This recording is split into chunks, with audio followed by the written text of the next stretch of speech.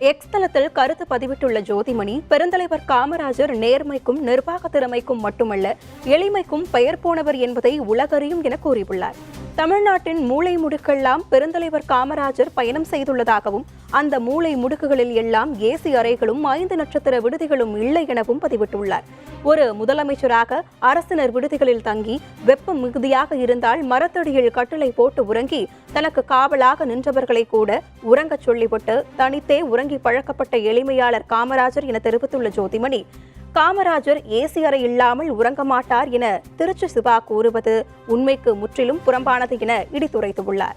காமராஜருக்கு எதிராக கடந்த காலத்தில் அரசியல் காழ்ப்புணர்ச்சியோடு பரப்பப்பட்ட கட்டுக்கதைகளின் தொடர்ச்சியாகவே இதை பார்க்க வேண்டியுள்ளது என கூறியுள்ள ஜோதிமணி, காமராஜர் வாழ்ந்த வீட்டுக்கு காங்கிரஸ் கட்சி வாடகை கொடுத்து வந்த போதும் அதை அவரது சொந்த மாளிகை என திமுக பரப்பிய கட்டுக்கதைகளின் காரணமாகவே தேர்தல் களத்தில் காமராஜர் வீழ்த்தப்பட்டார் என குற்றம் சாட்டியுள்ளார்.